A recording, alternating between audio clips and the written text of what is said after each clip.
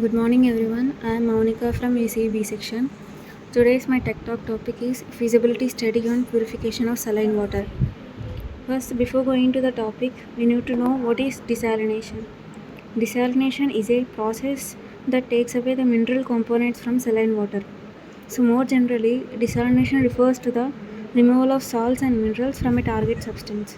So here desalination is nothing but taking away all the mineral components like whatever the salts, minerals, whatever are present in the any substance like water or sea water, removing of that substances we call it as desalination. So salt water especially which is sea water is desalinated to produce water suitable for human consumption or irrigation. So they mean generally we do the desalination process to make the salt water which is composed of different kinds of minerals into our human consumption use and some irrigation like for fields. Also we can use if we remove all the like salts and minerals in the water, so we can use it for the irrigation purpose or agriculture purpose. So if you go into the applications of these desalination process, there are like 21,000 desalination plants in operation around the globe, and the biggest ones are in like Arab Emirates, Saudi Arabia, Israel. So the world's largest desalination plant is located in Saudi Arabia. So normally the desalination is an artificial process by which the saline water, generally which is sea water, is converted to fresh water. So the most common desalination process are distillation, reverse osmosis. So there are several methods and each has its advantages and disadvantages, but all are useful. So overall the desalination process is a useful process. Some might take a more cost, some might maybe use very less cost, and it depends upon how their methods are involved. So the methods which used to for the desalination process can be divided into membrane based, which is for example reverse osmosis, and thermal based, which is like for example multi-stage flash distillation method. So based on the methods which are involved in the distillation process, many kinds of types have been segregated. So the most traditional process of desalination is distillation. So artificially we are separating the minerals from the water, like by using some chemicals or whatever it may be. So this kind of artificial process where the saline water, which is sea water, is converted into fresh water. This process we call it as desalination, and overall there are of two kinds, which is distillation and reverse osmosis. So most traditional method is distillation. So if you go into the depth of distillation process, there are different kinds of distillations, like first solar distillation, natural evaporation, vacuum distillation, multi-stage flash distillation, multi-effect distillation, and then like compression distillation, wave powered desalination, membrane distillation. So these are of all different kinds of distillation process involved in the desalination. These are all we use for the desalination purposes, like to remove all the minerals from the salt water or sea water. So if you go into the depth of each topic, first is solar distillation. So generally the solar distillation mimics the natural water cycle in which sun heats seawater enough for evaporation to occur, and after evaporation the water vapor is condensed into the cold surface. See here, solar distillation means it's just a natural process. No, it's not a like artificially we inducing it. So naturally here we heat the seawater up to limit such that the evaporation will occur. So after evaporation, all the minerals will be left under the ground, and the evaporated whatever the drops, whatever the evaporated part will be there, it will again will send into the condenser or a the condensation process. Then they will be converted into the fresh water. So if you see in the picture, through the sunlight, all the whatever the sea water is there, which is the mixture of total fresh water and all the minerals, salts. So it's totally combination. After with the heat of the sun, all the water which is in the combined form with the minerals, they get evaporated, and then again they are again sent into the underground, colder underground. So there they evaporated water will get condensed together, and it again from the another outlet we will get the fresh water. So on the top of the ground, from upper ground we will get the fresh water. This is a solar distillation. The next distillation process is vacuum distillation. In vacuum distillation, the atmospheric pressure is reduced, thus lowering the temperature required to evaporate the water.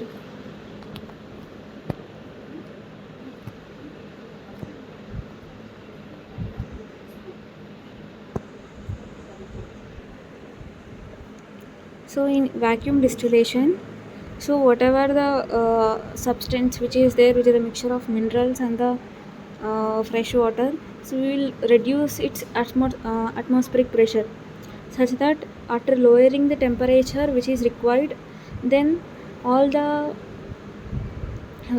that happens, all the minerals will get settled down, and the fresh water which we are going to use will come out from the another outlet.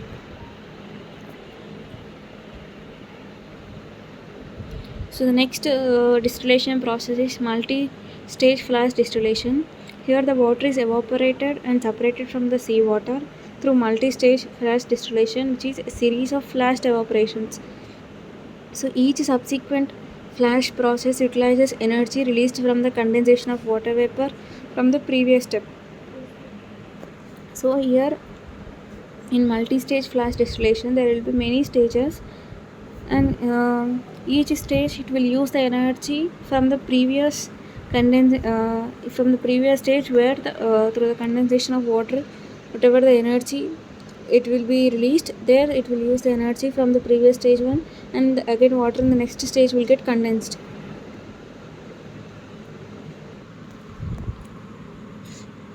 The main principle of the multi-stage flash distillation is, so generally the plant has a series of spaces called stages, so each containing a heat exchanger and a condensate collector. So the sequence has a cold end and a hot end, but intermediate stages have intermediate temperatures. So the stages have different pressures corresponding to the boiling points of water at the stage temperatures. So after the hot end, there is a container called the brine heater. So when the plant is operating in a steady state, field water at the cold inlet temperature flows and is pumped through the heat exchangers in the stages and warms up. So when it reaches the brine heater, it already has nearly the maximum temperature. In the heater, an amount of additional heat is added. After the heater, the water flows through the values back into their stages that have ever lower pressure and temperature. As it flows back through the stages, the water is now called brine. So distinguish it from the inner inlet water. In each stage, as a brine enters, its temperature is above the boiling point at the pressure of the stage, and a small fraction of the brine water boils to steam, thereby reducing the temperature until an equilibrium is reached. So the resulting steam is a little hotter than the field water in the heat exchanger. The stream cools and condenses against the heat water exchanger tubes, thereby heating the feed water as I described earlier. So the next distillation process is multiple effect distillation. Here the multiple effect distillation works through a series of steps called effects. So the incoming water is sprayed onto the pipes, which are then heated into the generate steam. So the steam is then used to heat the next batch of incoming seawater. To increase efficiency, the steam used to heat the seawater can be taken from the nearby power plants. So although this method is most thermodynamically efficient among the methods powered by the heat.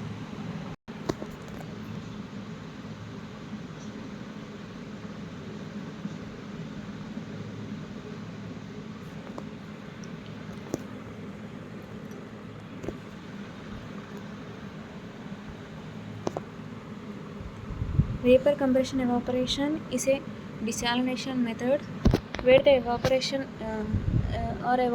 method by which a blower, compressor or a jet ejector is used to compress and thus increase the pressure of the vapor produced. Since the pressure increases of the vapor also generates an increase in the condensation temperature, the same vapor can serve as a heating medium for its mother liquid or the solution being concentrated from which the vapor was generated to begin with. So if no compression was provided, the vapor would be at the same temperature as a boiling or liquid solution and no heat transfer could take place. And it also sometimes called vapor compression distillation as VCD. So if compression is performed by a mechanically driven compressor or blower, the evaporation process is usually referred to as MVR, which is mechanical vapor recompression. And in case of compression performed by high pressure motive steam ejectors, the process is usually called thermocompression, steam compression or ejectocompression. Here you can see some vapor compression distiller made by the Bramcor, which is present in the Italy company. This is there they used the desalination process by using the vapor compression distillation method. The next distillation method is wave power desalination. Wave power desalination system generally convert mechanical wave motion directly to hydraulic power for reverse osmosis.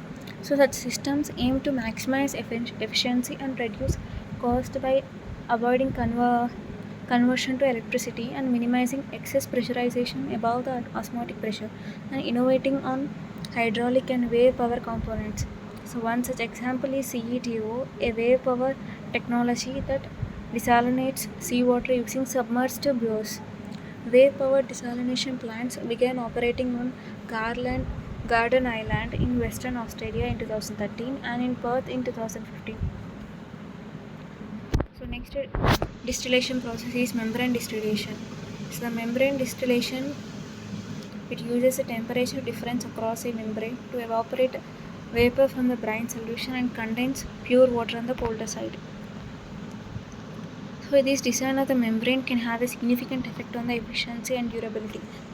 And we can also say this membrane distillation is a thermally driven separation process in which separation is driven by the phase change, and a hydrophobic membrane presents a barrier for the liquid phase, allowing the vapor phase to pass through the membrane pores.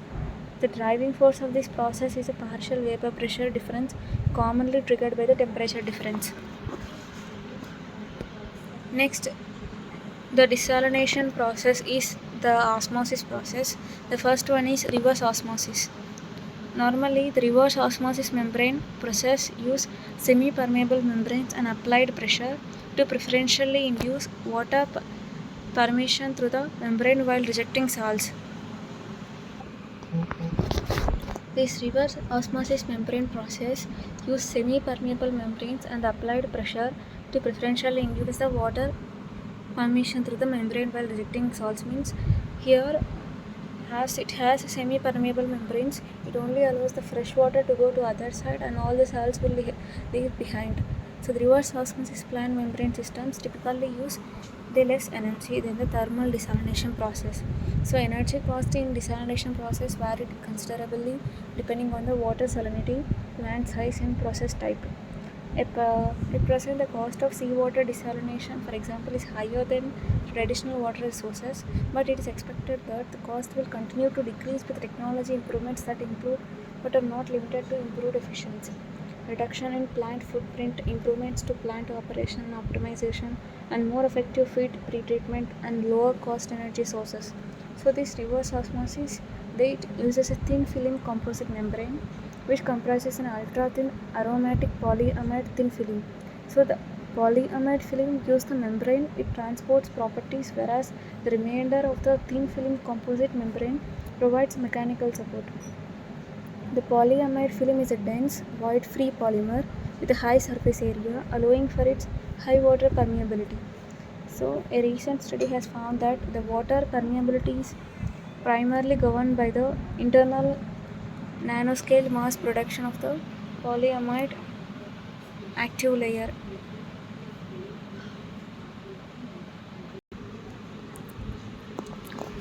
The next osmosis method is forward osmosis.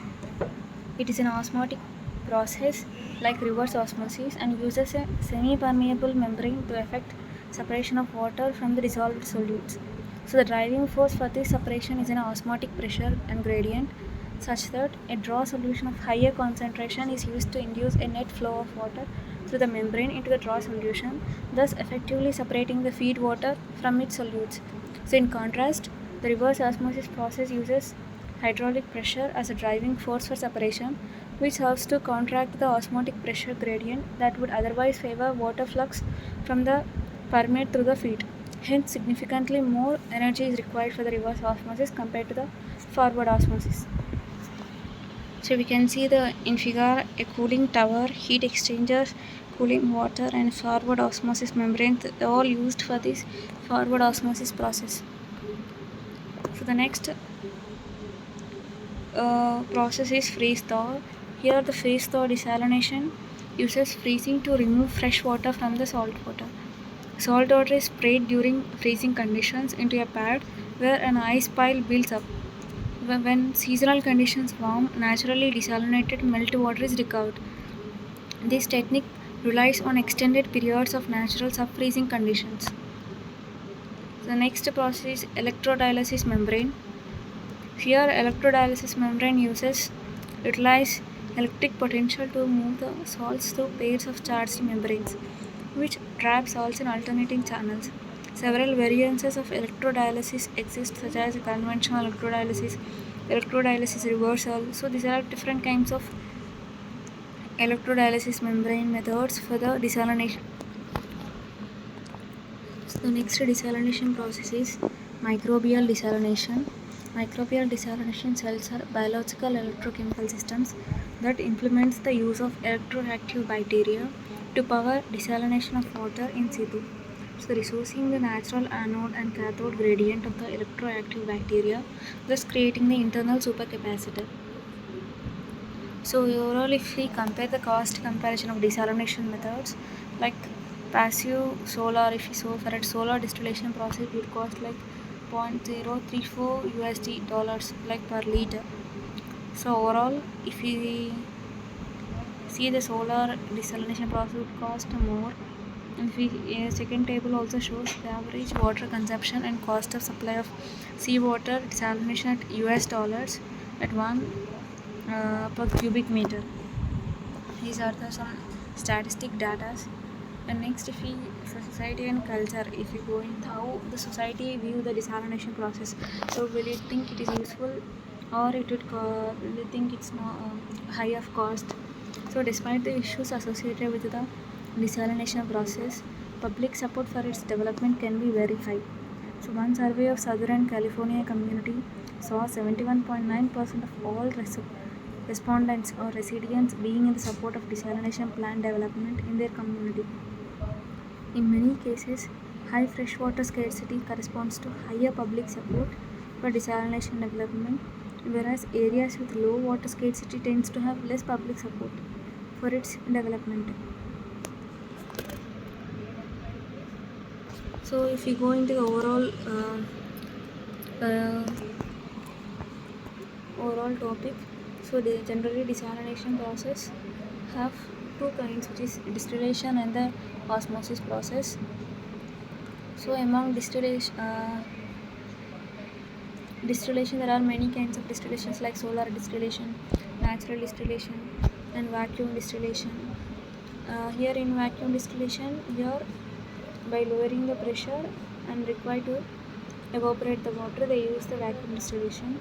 And then the multi-stage flash distillation, multi-effective distillation, vapor compression distillation, wave power desalination, membrane distillation. These are all the distillation processes used for the desalination purpose. Under the osmosis, we have like reverse osmosis, forward osmosis, and some other methods for the desalination process are like electrodialysis membrane, freeze thaw method, and microbial desalination method. These are all some desalination methods.